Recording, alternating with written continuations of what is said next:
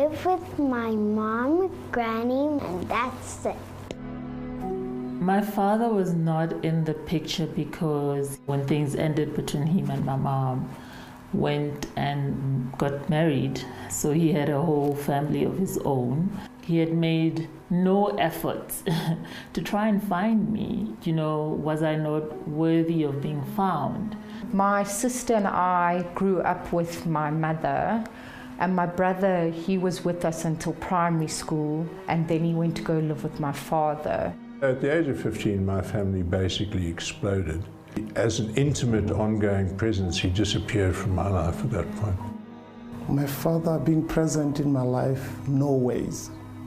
I don't even know him.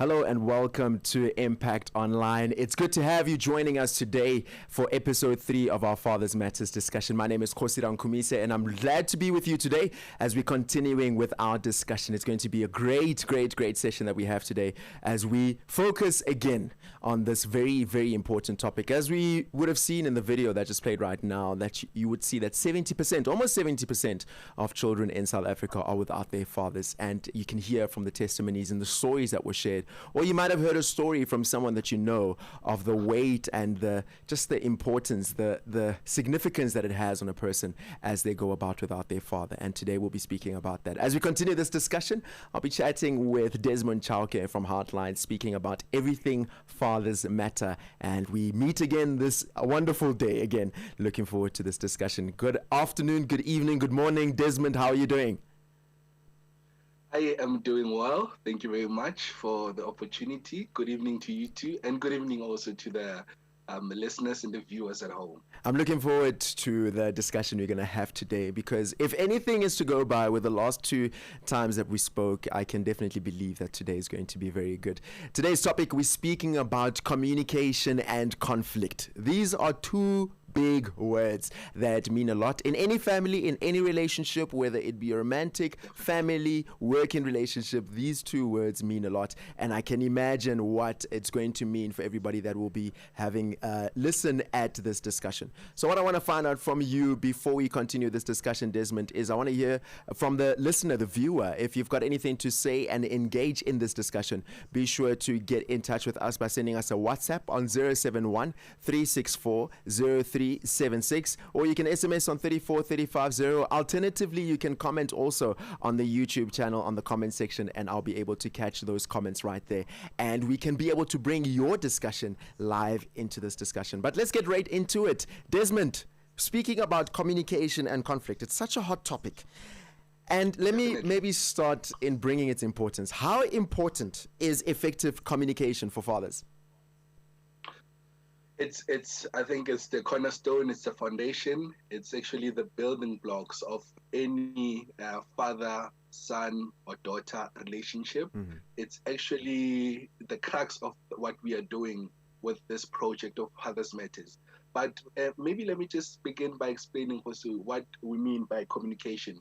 So when we're talking about communication, we're just talking about sending or receiving of information that can be whether verbal or it can be non-verbal. But mainly we are talking about communication being something that can be used as a tool to effectively change or shape your child's life. But also, let me just explain a little bit, Kgosi, to you and the listeners, that children learn how to communicate by watching their parents. Mm. So if parents communicate openly and positively and effectively, chances are that their children will also take that too. And also, I think good communication skills are very beneficial because they affect the child's entire life, mainly because we learn through what our parents teach us. They build our values, they build our way of living. They are our first influence as to how the world looks at us. And if your parents communicate respect, you grow up with respect. And if your parents do not communicate respect, but they communicate conflict or they communicate negatively, you grow up feeling the effects of that. And children, yes, sir. Yes, sir. Sorry. I wanted to just jump in, and when you're saying this, you're reminding me so much of what you spoke about last week, where you were saying we were speaking about, the father must be comfortable to speak openly with his family and say whatever trouble it is, so that they journey together. And one of the things that we did mention last week is saying, it's so much more that in that moment is an example that you set in that transparency, that the family members able to see that, hey, if dad is able to be transparent like this, then it must mean that I can be open like that when I come to him. Yeah, it's exactly that, because what we forget as parents is that children do not take what we necessarily say, but they take what we do, the actions that follow our actions. So we can communicate one thing, but our actions can actually show something else. And that effectively changes and influences how the child feels. If a child sees that dad does not listen to me, they do not feel heard. And the consequence of that also becomes that the child grows up without self-esteem, which basically stems from the issue that we're talking about, to say, are we effective in our role as parents to communicate good values that can help shape the child's life? Because everything rises and falls upon our communication with the children that we are raising. And I think one of the things that we do know as true is that there's specific things that only a father can bring into the family household, into the child's life. But it's important that the father is aware that they actually communicate those things above and beyond what they say, but so much more with their lives and the way that they carry themselves. You've brought in a very important thing over there. Desmond, I also want to find out from you, in the work that you do relating to fathers matters, what did you find about the quality of relationship between parents? Because the first week we spoke about that there's various things in the relationship between mom and dad that affects the relationship between dad and child. One of the ones that we've mentioned, which is one of the bigger ones, is damages, where the father has impregnated the mother outside of marriage and there's a certain request, but that break in relationship because of cultural reasons can be a representation of many other things that can happen between the two parents, and therefore their conflict can reflect and play a role in the way that the parent and child relate. Tell me a little bit more about what you found out about the quality of this relationship. Yeah, so Kgosi, and to the listeners at home and the viewers, through our research, we found that one of the critical components that actually shape the relationship that a father has with their child is that the relationship they have with the mother of the child. And like you were saying about the damages, even before the child is born, how is the relationship with the mother and the father? Because at the end of the day, when the child is born, if the relationship between the father and the mother is actually sour, it affects how the child will perceive the father. Because they say the mother is actually a bigger influence in the way the child sees their father, more than how the father is an influence in the way the child sees them. Mother. And we've seen this a couple of times, actually. Sorry, I'm just jumping in over there, Desmond. We've seen this a couple of times where the father is seen in a very skewed image from mom, and is reiterated further and further in the household. But eventually it adds to the way that the child will perceive dad, actually. Yes, definitely. Especially in the early years, where a child is still forming ideas about who they are. And if ideas that they form about the father, ideas that are negative, it definitely means the relationship the father will try to build is going to be one that is not beneficial for a child and a father. But more than that, because of these complications, we are saying as Heartlines that a father who has a good relationship with the mother, in fact, contributes positively towards the upbringing of the child. And we're saying also that it is important that we really look at our relationships that we have, especially when we are in this particular situation that we're talking about. Obviously, we're going to talk about it even further as to what conflict does to the child actually. But it's important that we nurture that relationship between the two of us so that our child can have the most nurturing and loving of both parents' love and care and safety as well. There's something that you mentioned over there that highlights a very important element, that the relationship between mom and dad influences the way that the children will eventually perceive dad and a fatherly role, as you've mentioned earlier. But now I want to find out a little bit something, bringing it into the conflict, which is something you just said right now.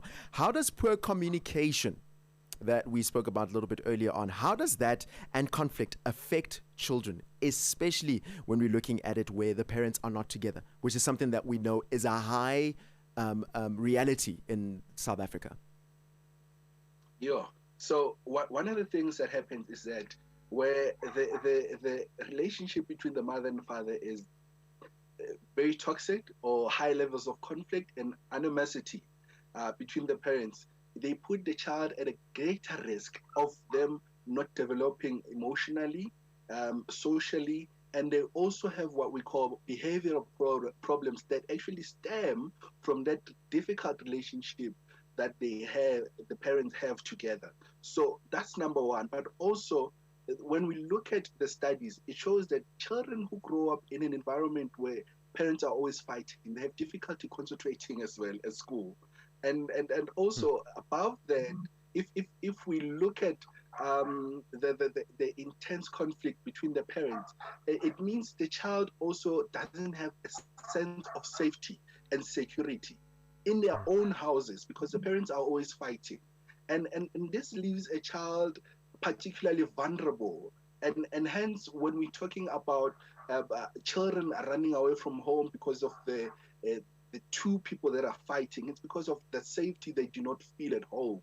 In fact, they would rather be in the streets than be in the house. So there's a whole lot of damage that can be done by us just only fighting. But also, we are saying that over and above that, if as parents we decide that we want to be good parents, it provides the opposite, total opposite of this, because it means that there's structure, there is warmth, and there is support. And this also reinforces our message to say the parents are positive, are present, and they're active. And that can reduce that impact of conflict and can make a child to be to grow up in a society that they feel loved, especially in a home.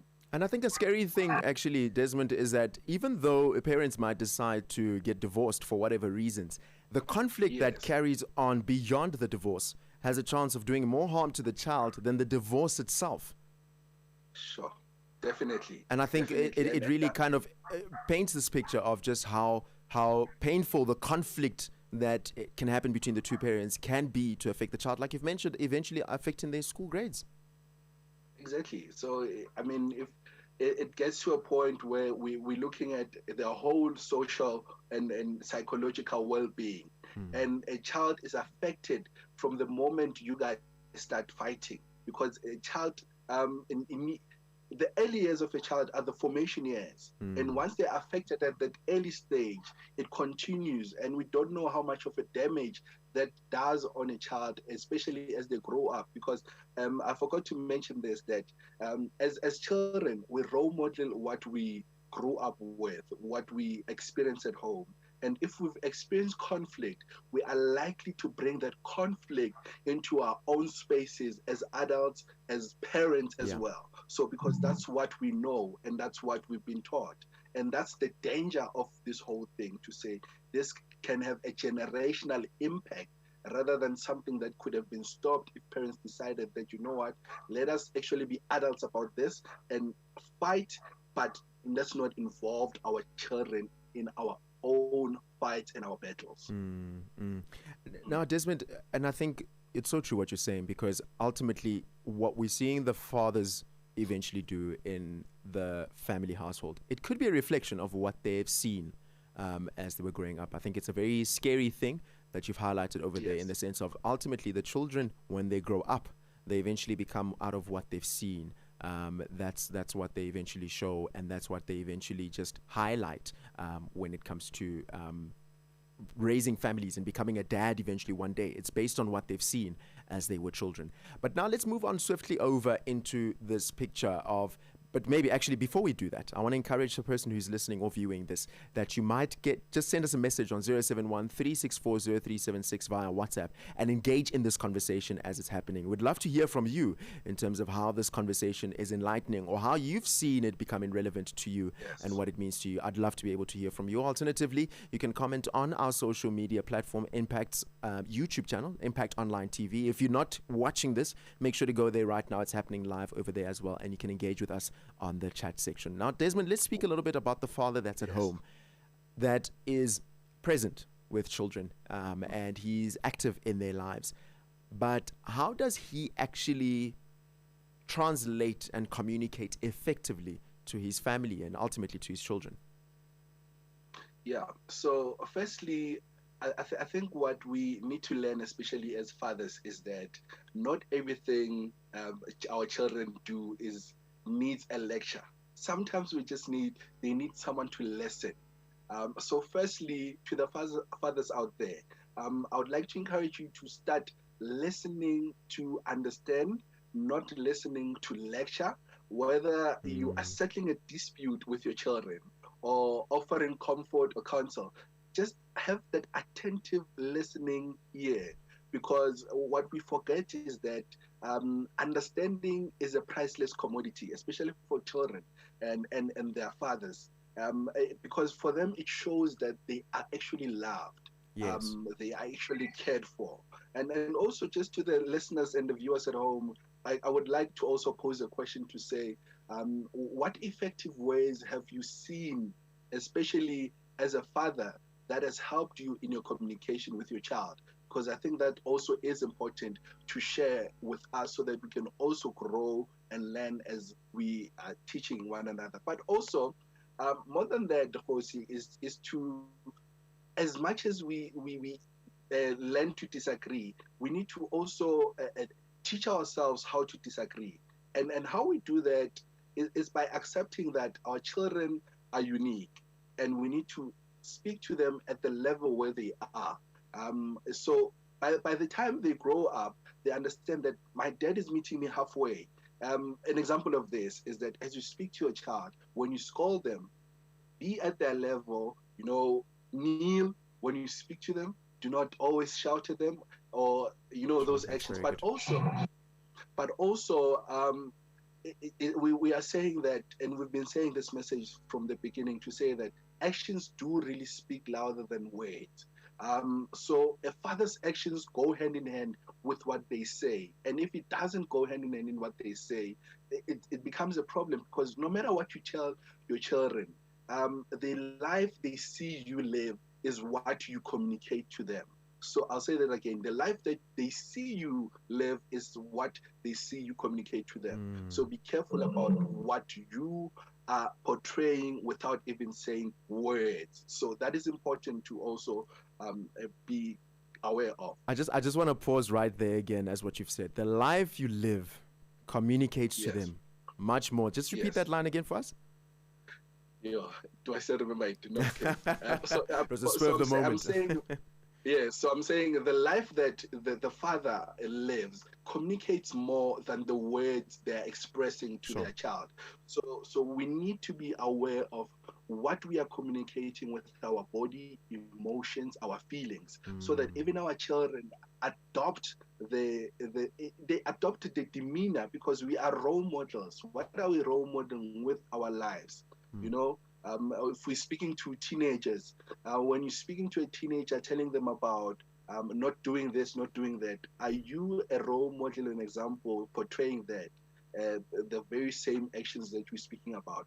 But also, lastly, which is a message that we've been speaking about even last week, to say, be open, honest, and positive about how your emotions, because a whole lot of effective communication, it demands that you give your undivided attention as well as creativity. Because one thing I can tell you about us men is that we are not creative in terms of how we communicate with our children. But also, we need to have that perseverance, because children are not the easiest of people to deal with. Hence, we need to have patience in terms of how we communicate our feelings, our emotions with them. But also, the ultimate question is how are we communicating to build them up, not to tear them down? Because at the end of the day, it's our actions that eventually shape the children that we want to see in the community. And exactly that, to say that it's a challenge for each and every man to learn about communication, because there's no school that teaches us about how to communicate with our children. And everything falls or rises upon our communication with our children. And ultimately, our ability to have emotional intelligence, to be able to know beyond, speaking with the children, because ultimately it also connects to the way that we relate to the parent and how we communicate and how we handle conflict in that moment. Because the reality is that it will happen. Conflict will happen.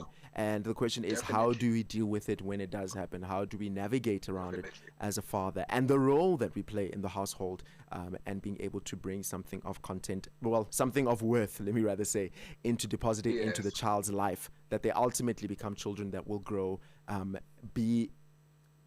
up to become children that not only live and kind of follow a course that follows that of a person who had their father in their life, but ultimately they themselves become adults and parents that will model that same thing on and on and on, and ultimately change the community and the nation that we're in. I got a message that came in via WhatsApp that just says, "Good evening. I'm so glad for this discussion. I had a present dad," and right at the bottom they say, "I'm inspired by this topic because my dad was the best. Even though his sons didn't turn out, they turned out to be the worst, and I put this in my prayer list." But I think what I want to highlight, especially from this message, is seeing how this individual is highlighting that he or she had a present father, and even though it didn't reflect to the other children, by virtue of dad being present in their life and them experiencing him as the best father, we can already, if we make a very simple conclusion, we can already see how they followed in their faith and they still pray for their brothers, even though they didn't turn out to be in the same way that they would have hoped for them to be. But seeing the importance and the weight of the role of the father in that particular incident. I got another message that came in also on YouTube from Posh Zulu, who says the children always suffer, and it is so sad. And it's such a heavy topic, actually, if you think about it, Desmond, because the reality is when the parents fight, there's a saying, it says no one wins when the family feuds. Because when the parents fight, beyond the issue between the parents, the children always end up feeling the pressure of what's happening there, dependent also on how they handle this conflict, dependent also on how they handle this particular situation that they may be going through. Desmond, I want to quickly hear from you. Yes, please go ahead. I'm saying that is so true. We become casualties of the war that was not even created by us, and we end up becoming people who are wounded, but who is there to heal the children that are wounded with this conflict that has been happening? Because at the end of the day, the separation goes beyond just the two individuals. The child is also found in the middle and is wounded. What do we do with those wounded souls at the end of the day? Because they become the problem in the society, again, that needs to be solved by two individuals that needed to make the right decision for them. That is very true. Desmond, as we come in close, slowly but surely to a close of our time together, I want to quickly ask you, having a look at this topic, it's such an important topic for us to be able to be aware of. I think maybe there's mothers that's listening to this thing and they are thinking, my word, how can I learn what is in this discussion in terms of communication and conflict and be able to bring it into my household as a single parent, as a single mother, but most importantly, to be able to communicate this accordingly to the father of my children. How can I bring this across? So with that being taken into consideration, I want to hear from you. If you were to summarize everything that we've spoken about today, how would you summarize the importance of communication and conflict? So the importance of this discussion today is to say that fathers, and actually also mothers, your emotional and physical presence carries a whole lot of weight and can positively or negatively impact your children's life currently and through the future. So our actions are the ones that are going to carry our children through their lifetime. So let's be careful about thinking in the moment about any issue that's going on, so that we do not affect the legacy or the children and how they are raised. And I think that's the most important thing, to think about our actions in each and everything that we do. Conflicts are there. They need to happen. Disagreements are there. They need to happen. But it's how we deal with them. And as people of faith, we just need to understand what the word says first about forgiveness, about how to deal with conflict. And we know that the word says no one needs to sleep angry or feeling that the other person has done you wrong. Forgive them. And that's the message of this whole thing, to say, do we have that forgiveness and that reconciliation that connects us or binds us to our faith? Because at the end of the day, we cannot be able to say we are forgiven, but we can't forgive others. So that's the crux of the message. To say, let us reconcile whatever that has been happening. We know forgiveness is not an easy road, but for the sake of our children. For the sake of the children. For the sake of the children. Desmond, thank you so much. It's been great to be with you this evening. I also want to just take a moment and just appreciate everybody that's been commenting on YouTube as well and taking part in this discussion. I think it's been great to be able to hear from people that this conversation isn't just information that's coming in, becoming head knowledge, but it's something that can be applied. And I think it's one of the things that I love especially about this topic, is that beyond the topic of fathers and families relating to that, it is a topic that can relate to many other people in their walks of life, in the way that they handle themselves. Like I mentioned earlier, emotional intelligence, to be able to know, how am I carrying myself beyond the words that I speak? How am I carrying myself beyond the things that I might say to my child, to do this better, say this better, be a better person in this way? How am I doing that in the way that I live to make sure that my children are able to get that? Desmond, you did mention that there's a Facebook page that people can go to get more details? Yes, so our Facebook page, where we just launched, where we championing fathers, and we're saying to fathers that they matter. And if you're an ordinary man wanting to learn about how to be a father, trying to be a better man, trying to be a better family man or a community, and if you're passionate about being a father, there's a group that you can join, which is on Facebook, and we are Fathers Matter on Facebook. You can join us there. And also, if you want to find out more about what we actually do as an organization, you can go to Heartlines ZA on Facebook and Heartlines ZA also on Twitter. And email us directly if you are more interested in knowing about, or you have information or questions that you want, or you want to invite us for a workshop. But that is obviously after COVID, after the level lockdowns. So you can just reach us on www.fathersmatter.org.za, and that's where you find us to get more information about what we are doing. And we're looking forward to having Fathers Matters champions in our group, where we're just championing this. We're saying that be a man that is going to be a role model to the community, and that's what we're all about.